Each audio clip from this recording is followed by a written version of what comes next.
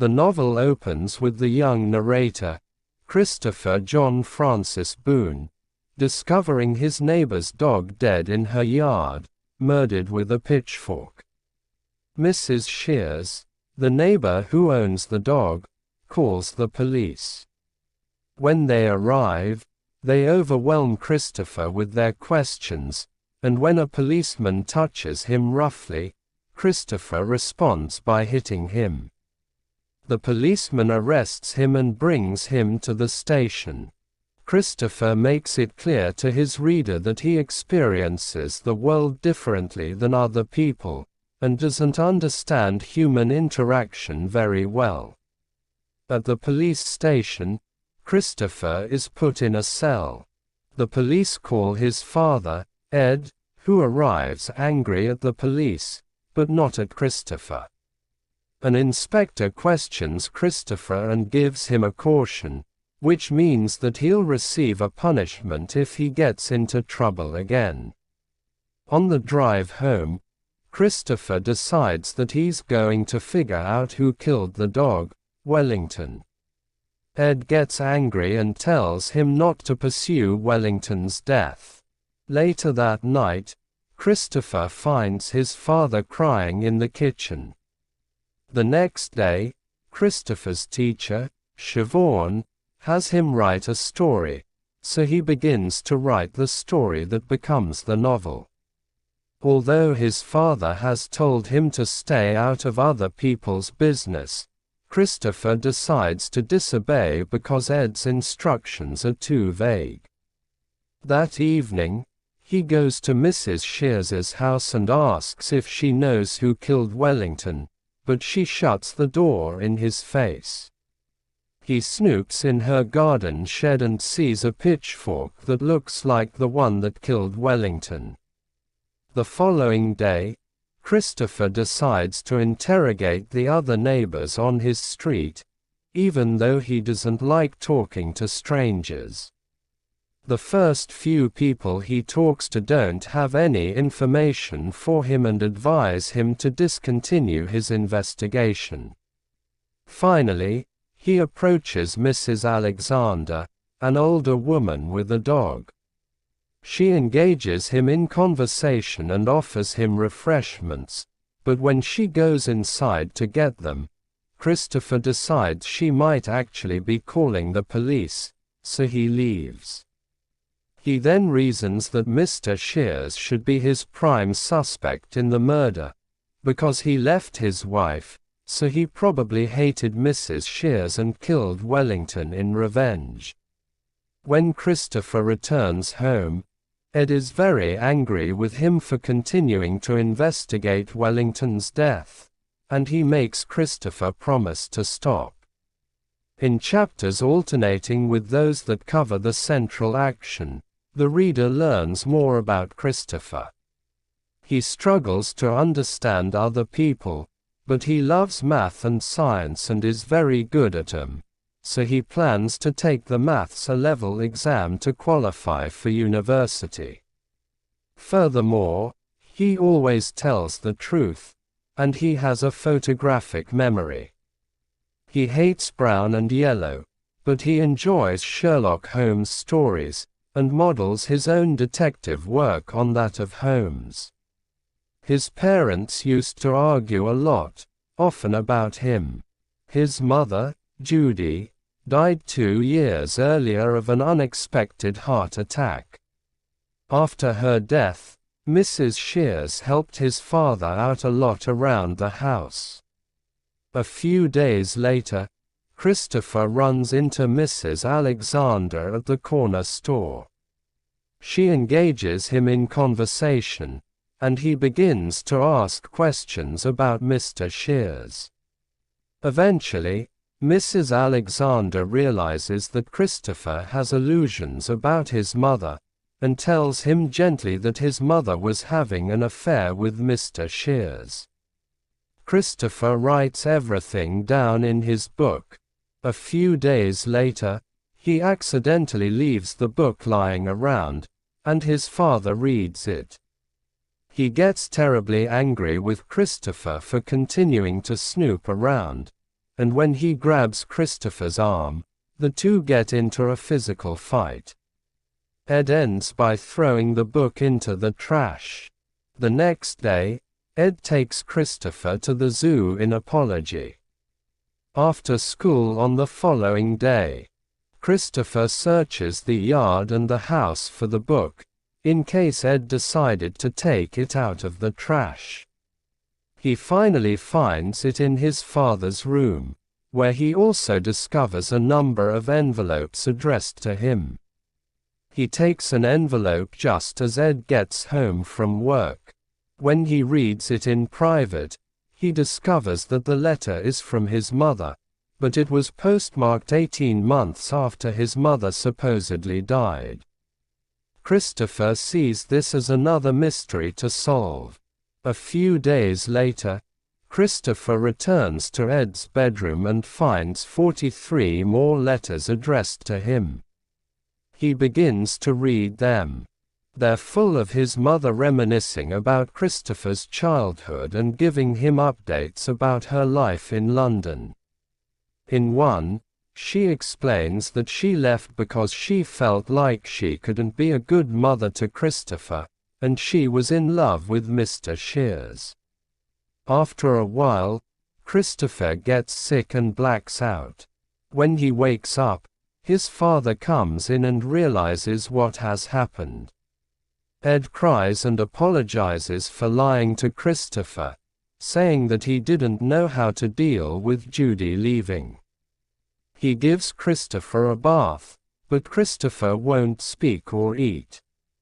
Ed has learned that lying only causes more pain in the long run, so he decides to be brutally honest. He admits that he was the one who killed Wellington, because he was angry with Mrs. Shears for not wanting a relationship with him.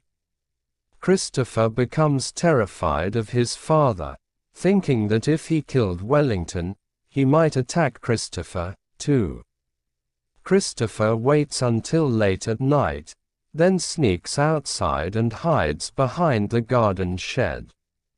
The next morning, Ed looks for him but doesn't find him. That morning, Christopher seeks help from Mrs. Shears and Mrs. Alexander, but eventually decides that he has to go to London to live with his mother, because he's no longer safe with Ed. He takes Ed's bank card and his own pet rat, Toby, and walks to school to ask Siobhan how to get to the train station.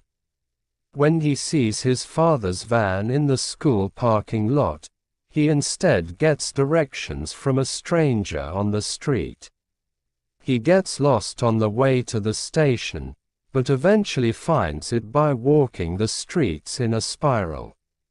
The train station is very overwhelming for Christopher, but he makes it to a table at a cafe, where he sits and does mental math to stay calm. A couple hours later, he looks up to find a policeman asking what he's doing there. The policeman helps him get money with Ed's bank card, and directs him to the ticket office. Christopher purchases a ticket and finds his way to the train. Just before the train leaves, the policeman shows up on board, this time with orders to bring Christopher back to his father. Before he can do so, however, the train begins to move. The policeman arranges for a car to pick them up at the next station. Christopher has to go to the bathroom, and then he hides on a luggage rack, because small spaces make him feel safe from the crowds on the train. The policeman can't find him and leaves the train. The train stops in London, and Christopher gets off. He's overwhelmed by the number of signs in the station, but he finds his way to the information desk and asks how to get to his mother's address.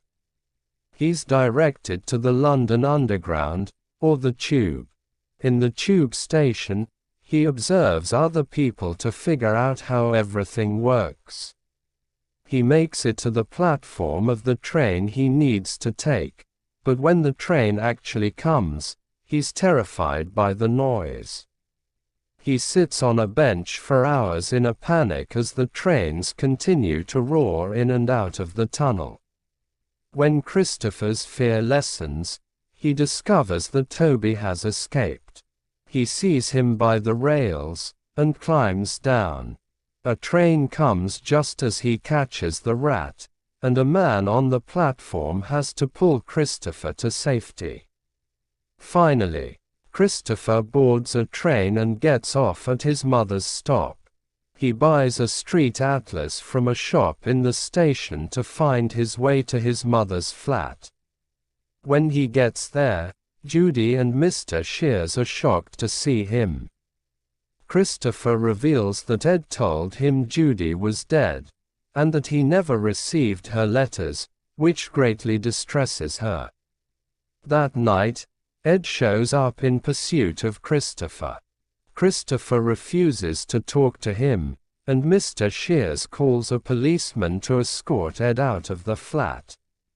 Life in London is not ideal for Christopher.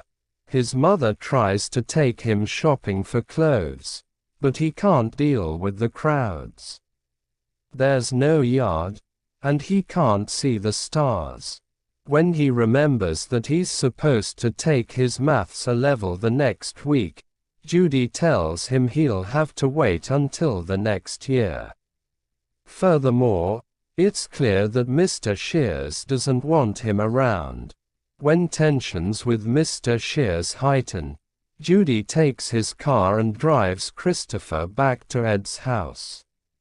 Ed is angry with Judy, but allows them to stay in the house temporarily while he lives with a friend. Christopher doesn't eat or sleep, because he's upset about not being able to take his A-level. At school the next day, Siobhan and the school principal, Mrs. Gascoigne, decide he should still be able to take the exam, so he takes the first portion that very afternoon. He struggles because he hasn't slept and can't think properly. Over the next 2 days, he takes the rest of the exam, and feels better about it. Meanwhile, Ed tries to get Christopher to forgive him, but Christopher is still scared of him. Judy finds a house of her own. Christopher lives with her, but he doesn't like the house. He goes to Ed's house for short periods of time, but still refuses to speak to him. Finally, he allows Ed to talk to him for just 5 minutes. Ed tells him that they need to make it a joint project to repair their relationship, and as a gesture of goodwill, he gives Christopher a golden retriever puppy. The dog, Sandy, lives at Ed's house, where Christopher takes care of it and begins to interact with his father again. Christopher receives an A on his exam, and he begins to study for the next A-level. He plans to bring Sandy to university and become a scientist. He feels confident about his future because of all the challenges he has overcome in going to London and solving Wellington's murder.